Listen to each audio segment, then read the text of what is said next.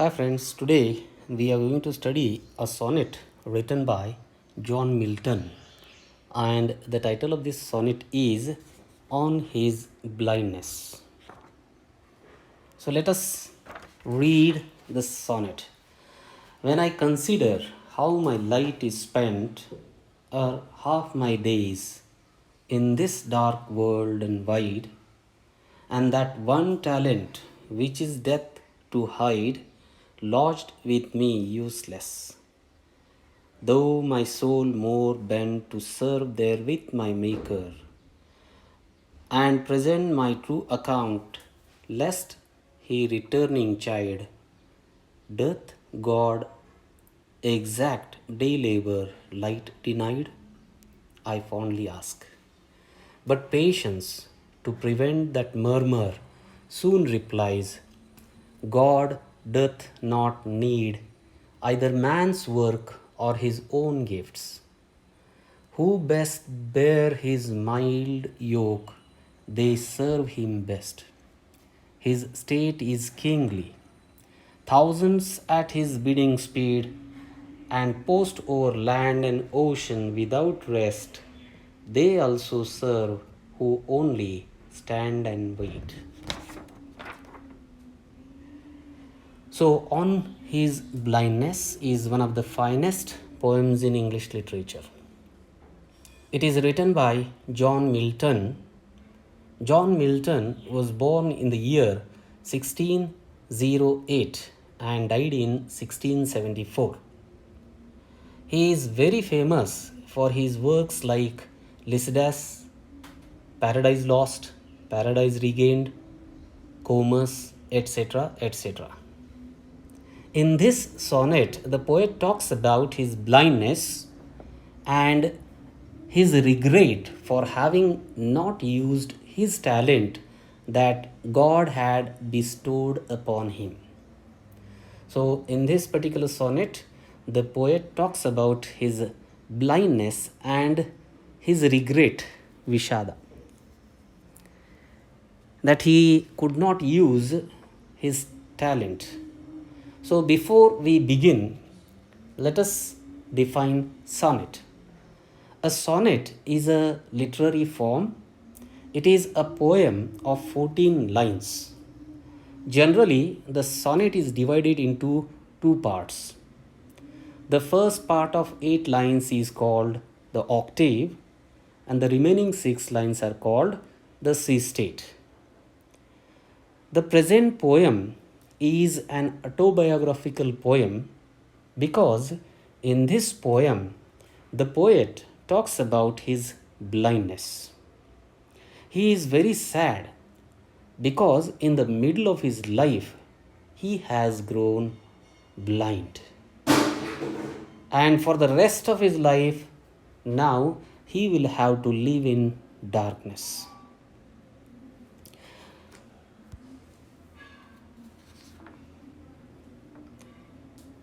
Then the poet thinks about the talent that God had given him. Talent means pratibhe, the talent of writing poetry. The God had bestowed upon him the poetic talent.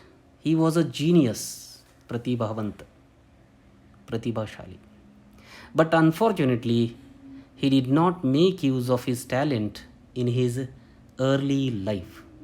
And now, as he has grown old, this poetic talent, he thinks, will go west. He regrets for the loss of his poetic talent and that he could not write great poetry. In fact, he had a desire to serve God by writing great poetry. But unfortunately, due to his blindness, now he is unable to fulfill his wish of writing great poetry in praise of God. The poet is very sad. It's really very painful for the poet to accept the fact that he could no longer serve God. Hence, the poem begins on a bitter note. He has a fear in his mind.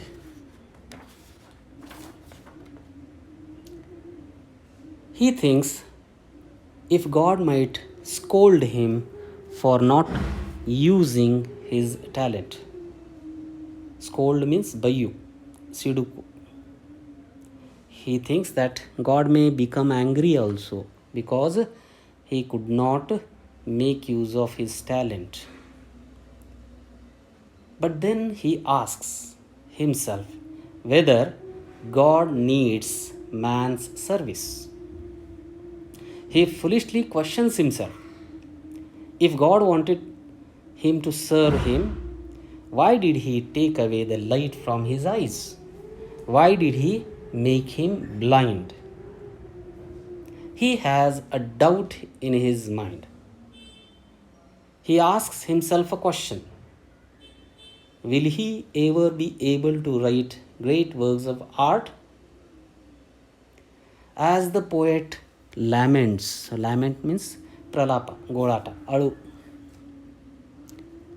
As the poet laments on the loss of his sight, drishti, and God's wrath, sittu, anger, patience, the guardian angel arrives with God's message.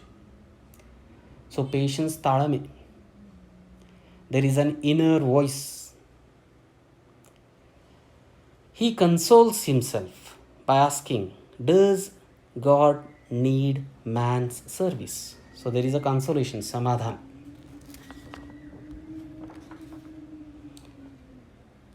What is this consolation? He is asking himself a question. Does God need man's service? According to him, whoever is ready to bear the burden of life without complaining will certainly serve the God very well. Burden means bhara, hore. So, according to the poet, whoever is ready to bear sahisu, the burden of life without complaining, he will certainly serve the God. Serve means seve madu. God, according to Milton, does not need man's service because God has thousands of servants, that is angels, Devadut, all over the world who are all the time serving him over the land and the ocean without any rest. He will also never take away the talents he has given to man. So as far as the God is concerned, God does not need man's service because he has thousands of angels all over the world and they are all the time serving him over the land and the ocean without rest. At the same time, he will never take away the talents which he has given to man. The poet is of the opinion that his state is kingly. God's state is kingly. God is king. Thousands at his bidding speed and post over land and ocean without rest. He is the supreme power and has countless angels to serve him. He is the supreme power, Paramashakti, Sarvocha, and countless. Countless means aganita. There are countless angels to serve him. That's why God does not need man's service.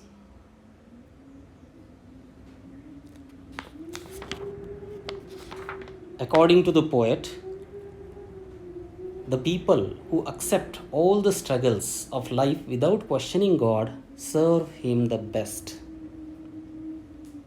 So, if you accept all the struggles, struggle means horata, vaddata of life without questioning God, in a way you serve the God, and your service is the best service. So in the last line he says, the poet says, they also serve who only stand and wait. So patience is required here, tadame. In the first part of this sonnet, the poet starts with the pain and the problem of his blindness. But in the second part, he conclude means upasamharisu, that mere acceptance of the entire struggle without lamenting is like serving God. So, if you accept the struggles of your life without lamenting, without complaining, it means you are serving the God. Thus, the poem ends on a positive note. So, this is one of the most famous sonnets in English literature written by John Milton. I hope all of you might have understood. If you have any queries, questions, just go through the notes and let me know your questions. I'll try my level best to give you the solutions. Thank you.